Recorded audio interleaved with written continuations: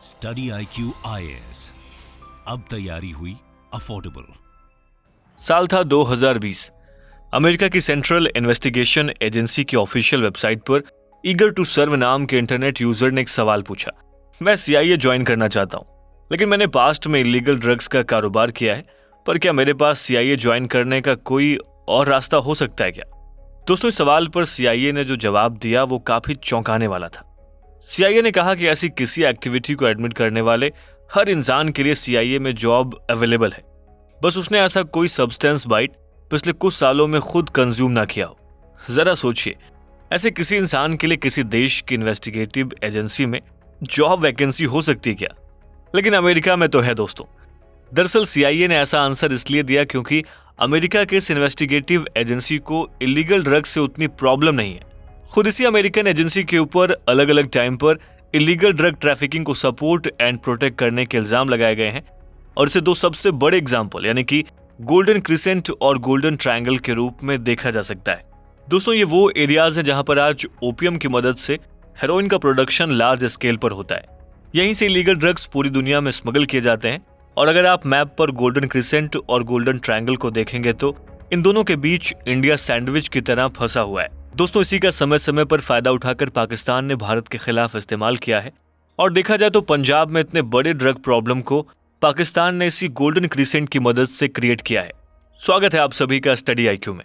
अनुराग पांडे नाम है हमारा, और आज के इस वीडियो में हम यही समझेंगे कि गोल्डन क्रिसेंट और गोल्डन ट्रायंगल क्या है, अमेरिका को क्यों गोल्डन क्रिसेंट और गोल्डन ट्रायंगल के जरिए इलीगल ड्रग्स ट्रैफिकिंग को बढ़ावा देने के लिए जिम्मेदार माना जाता है। साथ ही समझेंगे कि पाकिस्तान ने भारत के खिलाफ इसका इस्तेमाल कैसे किया है। दोस्तों, वीडियो को कंटिन्यू करें उससे पहले आप सभी के लिए एक इंपॉर्टेंट अपडेट है।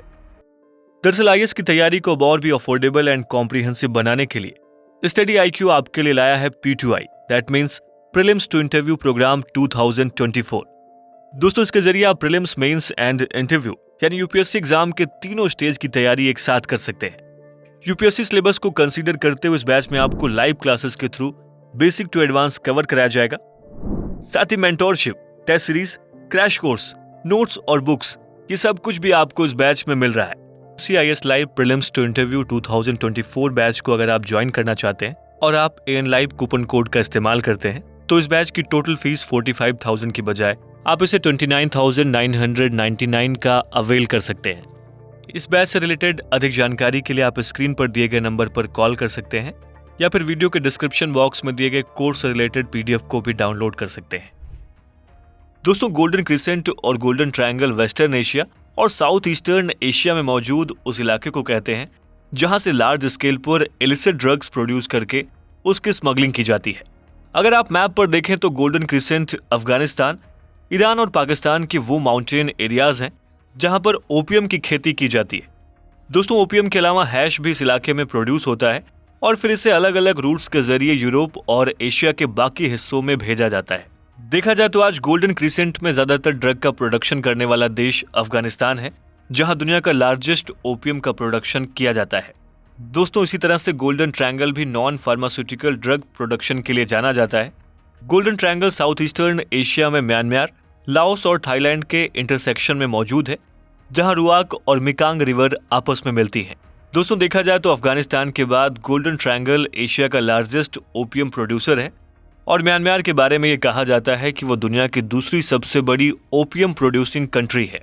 दोस्तों, गोल्डन ट्रायंगल साल 2006 तक दुनिया का लार्जेस्ट ओपियम प्रोड्यूसर एरिया था, लेकिन उसके बाद इस एरिया में सिंथेटिक ड्रग्स की प्रोडक्शन बढ़ गई, जिसे टैबलेट के फॉर्म में south east Asia, China, Australia, New Zealand और इंडिया में स्मगल किया जाने लगा।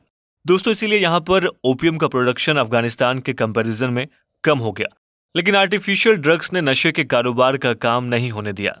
आज गोल्डन क्रिसेंट और गोल्डन ट्रायंगल से ही इलिसिट ड्रग्स इंडिया में लाया जाता है। ऐसे में सवाल ये उठता है कि आखिर इन दोनों रीजन्स में नॉन फार्मास्यूटिकल ड्रग्स का इलीगल काम कैसे शुरू हो गया, और अमेरिका इसके लिए कैसे जिम्मेदार है। दोस्तों, ये हैं CIA के फार ईस्ट रीजन के adviser Desmond Fitzgerald. Asia Pacific general के अकॉर्डिंग इन्होंने एक ऑपरेशन की शुरुआत की थी, और इसका नाम था ऑपरेशन पेपर। दोस्तों, इस ऑपरेशन को चाइना की नेशनलिस्ट पार्टी कुओमिंटांग की सेना को गोल्डन ट्रायंगल रीजन में आर्म सप्लाई करने के लिए प्लान किया गया था, जो माओ जेडोंग के कम्युनिस्ट रेवोल्यूशन के बाद मेनलैंड चाइना को छोड़कर आसपास के देशों में छुपे हुए थे। दोस्तों CIA ने गोल्डन ट्रायंगल के बर्मा रीजन में मौजूद कुओमिंटांग आर्मी को आर्म्स इसलिए सप्लाई किए ताकि CIA चाइना के बारे में इंफॉर्मेशन कलेक्ट कर सके। इसके बाद अमेरिका के प्रेसिडेंट हैरी एस ट्रूमैन के अप्रूवल के बाद CIA ने बर्मा रीजन के कुओमिंटांग आर्मी से एक एग्रीमेंट किया और एग्रीमेंट में मेंशन था कि अमेरिका कुओमिंटांग को आर्म्स सप्लाई करता रहेगा, बस उसके बदले कुओमिंटांग फोर्सेस को कोकंग रीजन के रूलर्स के साथ पार्टनरशिप करनी होगी और उन्हें लोकल ओपियम बिजनेस के लिए प्रोटेक्शन प्रोवाइड करना होगा। दरअसल दोस्तों, इस ओपियम बिजनेस के प्रॉफिट का बहुत बड़ा हिस्सा overseas south east Asia supply corporation नाम के कंपनी को दिया जा रहा था। ये कंपनी एक थाईलैंड बेस्ड कंपनी थी, लेकिन इस कंपनी को CIA के द्वारा चलाया जा रहा था। दोस्तों, देखा जाए तो ओपियम बिजनेसेस से हुए प्रॉफिट का इस्तेमाल CIA ने साउथ ईस्ट एशिया में कई कवर्ट ऑपरेशन को फंड करने में यूज किया, जिसकी वजह से इस रीजन में देखते ही देखते ड्रग्स, आर्म्स और मनी का एक ट्रायंगुलर ट्रेड एस्टैब्लिश्ड हो गया। बाद में दोस्तों, जैसे जैसे कोल्ड वॉर का समय बीतता गया, US के प्रोटेक्शन में ड्रग्स का यह धंधा लाओस और कंबोडिया तक फैल गया। देखा जाए तो वियतनाम वॉर ने भी गोल्डन ट्रायंगल रीजन में इलीगल ड्रग प्रोटेक्शन को खूब बढ़ावा दिया, क्योंकि जैसे जैसे युद्ध का समय बीतता गया अमेरिकन आर्मी का मोरल डाउन होने लगा। और दोस्तों, ये देखना दिलचस्प था कि वियतनाम जैसे छोटे देश से अमेरिका को बड़ी टक्कर मिल रही थी, इसलिए ढेर सारे अमेरिकन सिपाही ड्रग्स को कंज्यूम करने लगे ताकि वो अमेरिका के गोरिल्ला लड़ाकों के खिलाफ खड़े हो सकें। दोस्तों, एक समय चोरी चुपके से लिया जाने वाला ड्रग्स धीरे धीरे खुलेआम अमेरिकन सिपाहियों के द्वारा लिया जाने लगा और अमेरिकन आर्मी के ऑफिसर्स भी इसे इग्नोर करने लगे। यही कारण था कि पूरे वियतनाम वॉर के दौरान वियतनाम में ड्रग्स की खरीदारी बहुत बढ़ गई थी। लेकिन 1973 में जैसे ही अमेरिकन प्रेसिडेंट रिचर्ड निक्सन ने अपने सोल्जर्स को वियतनाम से वापस बुलाया, वियतनाम में हेरोइन की सेल्स 1/3 कम हो गई। दोस्तों, वॉर तो खत्म हुआ, ड्रग्स का कंजम्पशन भी कम हुआ, लेकिन गोल्डन ट्रायंगल में इलीगल ड्रग प्रोडक्शन का बिजनेस लगातार ग्रो करता रहा और आज भी ये भारत के नॉर्थ ईस्ट इलाकों के जरिए पूरे भारत में स्मगल किया जाता है। दोस्तों, आइए बात करते हैं गोल्डन क्रिसेंट की। दोस्तों, ये है अमेरिकन हिस्टोरियन एल्फ्रेड मैकॉय। साल 2003 में इनकी किताब आई थी जिसका नाम था पॉलिटिक्स ऑफ हेरोइन। दोस्तों, इस किताब में एल्फ्रेड ने CIA के ऊपर ऐसे एलिगेशंस लगाए हैं कि CIA अफगानिस्तान में opium production, non pharmaceutical drug production और उसकी ट्रैफिकिंग के लिए जिम्मेदार है। एल्फ्रेड मैकॉय ने अपनी इस किताब में लिखा है कि 1980s में जब अफगानिस्तान में सोवियत यूनियन ने अटैक किया और सोवियत अफगान वॉर की शुरुआत हो चुकी थी, उसी समय CIA ने हेरोइन प्रोडक्शन का सपोर्ट किया जिससे सोवियत के खिलाफ लड़ने के लिए फाइनेंस इकट्ठा किया जा सके। दोस्तों, इसके अलावा CIA ने ऐसे अफगान रेडिकल्स ग्रुप को भी फंड किया जो इलीगल ओपियम प्रोडक्शन को प्रोटेक्ट कर रहे थे।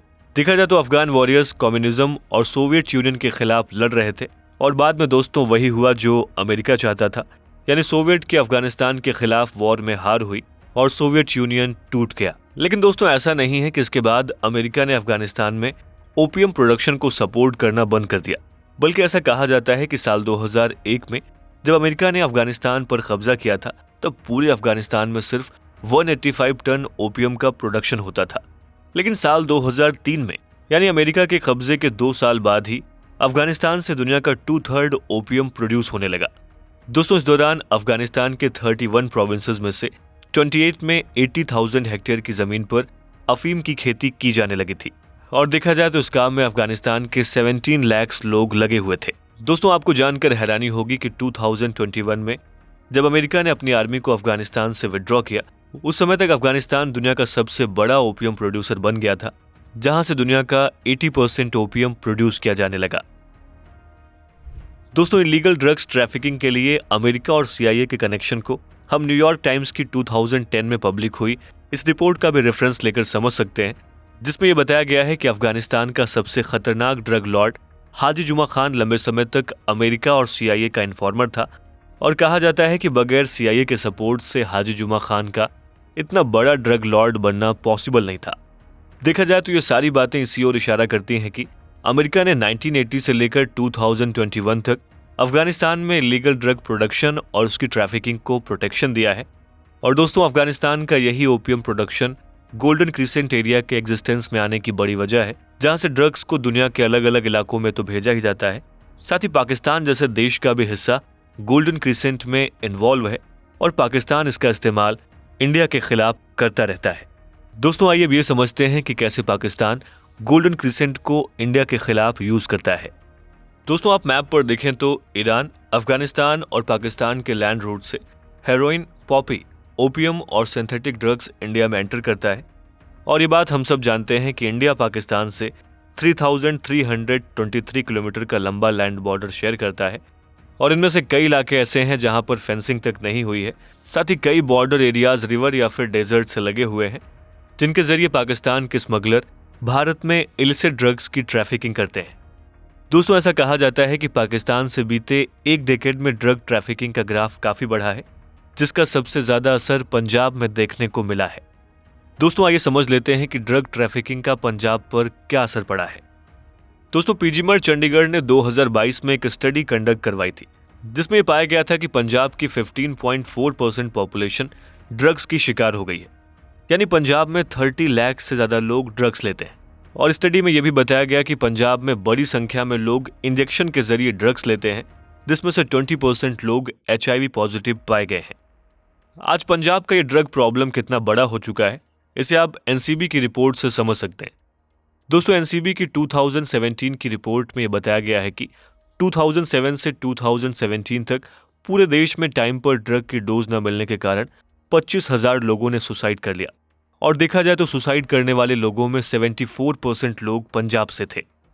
दोस्तों इसी को देखते हुए जुलाई 2018 में पंजाब के chief minister captain Amarinder Singh national health protection scheme के अंडर पंजाब के लिए स्पेशल कैटेगरी स्टेटस की मांग कर रहे थे, क्योंकि सरकार का भी कहना था कि Punjab Pakistan sponsored narco terrorism का सबसे बड़ा विक्टिम है। दोस्तों देखा जाए तो यही कंडीशन आज भी पंजाब में बनी हुई है। साल 2022 के एक डेटा के मुताबिक पंजाब में 8.43 लाख ड्रग एडिक्ट्स रजिस्टर्ड हैं, जिनका अलग अलग रिहैबिलिटेशन सेंटर्स और क्लिनिक्स में इलाज चल रहा है। दोस्तों पंजाब की ड्रग प्रॉब्लम का सबसे ज्यादा असर वहां की यूथ पॉपुलेशन पर पड़ा है। Centre for monitoring Indian economy की एक रिपोर्ट के मुताबिक पंजाब में 8 लाख से अधिक लोग 2021 के एंड तक अनएम्प्लॉयड थे, जिसमें से 4 लाख लोगों की जॉब पिछले 5 सालों में चली गई है। और देखा जाए तो आज जहां नेशनल अनएम्प्लॉयमेंट एवरेज 17.6 है, वहीं पंजाब में नंबर 21.6% है, जिसका सबसे बड़ा कारण ड्रग का एडिक्शन है। दोस्तों institute for development and communication Chandigarh के सर्वे की माने तो पंजाब में 70% से ज्यादा ड्रग एडिक्ट्स बॉर्डर एरिया से आते हैं, जिसमें 15 to 35 साल तक के लोग शामिल हैं। दोस्तों इसी तरह से एम्स दिल्ली ने भी साल 2019 की अपनी एक स्टडी में पाया था कि पंजाब के 76% ड्रग एडिक्ट्स 15 to 35 साल की उम्र के हैं। लेकिन बहुत से ऐसे केसेस भी आए हैं जिसमें 9 साल की उम्र के बच्चे भी अफीम जैसे ड्रग्स का नशा करते हैं। इस तरह से देखा जाए तो पंजाब का लगभग पूरा यूथ इस समय एक क्रूशियल ड्रग प्रॉब्लम से गुजर रहा है, जो पूरी तरह पाकिस्तान द्वारा क्रिएट की गई है। और दोस्तों इसे इंटेलिजेंस रिपोर्ट ने भी प्रूव कर दिया है। देखा जाए तो इसका सबसे बड़ा कारण यह है कि पंजाब पाकिस्तान के साथ एक लंबा बॉर्डर शेयर करता है और इसलिए गोल्डन क्रिसेंट में प्रोड्यूस होने वाले ड्रग्स के लिए पंजाब एक बड़ा मार्केट बना हुआ है। दोस्तों आयरनी यह है कि जिस पंजाब में अफीम कैनाबिस का प्रोडक्शन बिल्कुल नहीं होता, वहां चिट्टा ड्रग्स जो कि हेरोइन का ही एक सिंथेटिक डेरिवेटिव है, वो पूरे पंजाब में हर क्लास, एज और जेंडर के लोगों के द्वारा कंज्यूम किया जा रहा है। देखा जाए तो इस ड्रग ट्रैफिकिंग की इकोनॉमीज के बारे में कुछ रिसर्च ये बताते हैं कि अफगानिस्तान में प्रोड्यूस होने वाले हेरोइन को 1 लाख रुपीस पर केजी के रेट पर खरीदा जाता है, लेकिन वही जब पाकिस्तान के रास्ते पंजाब में स्मगल होती है तो उसका रेट 30 to 50 टाइम्स बढ़ जाता है। दोस्तों इसलिए पंजाब के हर ड्रग एडिक्ट्स को एक दिन में करीब 3000 रुपीस की हेरोइन खरीदनी पड़ती है। और पंजाब की इस प्रॉब्लम में दूसरी सबसे बड़ी समस्या ये है कि यहाँ पर जो ड्रग स्मगल करके लाया जाता है वो सिर्फ यहीं पर कंज्यूम नहीं किया जाता, बल्कि पंजाब में भी बड़े बड़े ड्रग रैकेट्स के लोग इसे इंटरनेशनल मार्केट में ले जाते हैं। दोस्तों जैसे ही अफगानिस्तान में प्रोड्यूस हुई हेरोइन पाकिस्तान के रास्ते पंजाब होते हुए इंटरनेशनल मार्केट में पहुंचती है, उसकी कीमत 100 टाइम्स बढ़ जाती है। और इसकी वजह से आज पंजाब में इलीगल ड्रग्स का बिजनेस बड़े लेवल पर होता है। और दोस्तों देखा जाए तो इसे सपोर्ट करने में लोकल पॉलिटिशियंस से लेकर पुलिस और सेलिब्रिटीज के भी रोल देखने को मिले हैं, जिसकी वजह से पंजाब में गन कल्चर और वायलेंस का ग्राफ भी बीते कुछ सालों में काफी बढ़ा है। दोस्तों इन सभी प्रॉब्लम्स के लिए पाकिस्तान तो जिम्मेदार है ही, साथ ही साथ उतना ही जिम्मेदार अमेरिका भी है, जिसने अपने फायदे के लिए गोल्डन क्रिसेंट रीजन को डेवलप किया और उसे ही आज पाकिस्तान भारत के खिलाफ नार्को टेररिज्म के रूप में इस्तेमाल करता है। ऐसे में अमेरिका को इसके लिए जिम्मेदार ठहराना कहीं से भी गलत नहीं है। दोस्तों, आज गोल्डन क्रिसेंट और गोल्डन ट्रायंगल भारत के लिए नेशनल सिक्योरिटी थ्रेट से कम नहीं है, जिसकी फाउंडेशन अमेरिका ने ही तैयार की है। अमेरिका एंटी कम्युनिस्ट एजेंडा और कोल्ड वॉर में अपने प्रभाव को बढ़ाने के लिए थर्ड वर्ल्ड कंट्रीज को एक्सप्लॉइट करता रहा और इसी के चलते CIA की डर्टी ओपियम पॉलिटिक्स ने साउथ एशिया में आज नॉन फार्मास्यूटिकल ड्रग्स का इतना बड़ा इलीगल बिजनेस खड़ा कर दिया है। दोस्तों, इस तरह से देखें तो पंजाब की ड्रग प्रॉब्लम के लिए अमेरिका भी जिम्मेदार है, लेकिन CIA हमेशा से अपने ऊपर लगने वाले इन सभी एलिगेशंस को झूठा बताती रही है। लेकिन दोस्तों, 21st सेंचुरी के शुरुआत से ही अलग अलग बुक्स और इन्वेस्टिगेशंस के जरिए अमेरिका के इंटरवेंशन को प्रूव करने की कोशिश की गई है। फिर चाहे वो एल्फ्रेड मैकॉय की 2003 में आई किताब हो या फिर Canadian diplomat Peter Dale Scott की 1991 में आई किताब कोकेन पॉलिटिक्स हो। दोस्तों, इन सब के अलावा बहुत से जर्नलिस्ट ने भी CIA ड्रग ट्रैफिकिंग के काम से पर्दा उठाने की कोशिश की है। और दोस्तों, इन किताबों और इन्वेस्टिगेशन से अमेरिका की सूडो ग्लोबल इंटरेस्ट और ह्यूमैनिटेरियन वाली पॉलिटिक्स को समझा जा सकता है। दोस्तों, कैसी लगी आपको हमारी ये वीडियो? इसके बारे में हमें इस वीडियो के कमेंट बॉक्स में जरूर लिखें। साथ ही इस पूरे मुद्दे पर आपकी राय क्या है, हमें इस वीडियो के कमेंट बॉक्स में बताना बिल्कुल ना भूलें। स्टडी IQ IAS, अब तैयारी हुई अफोर्डेबल।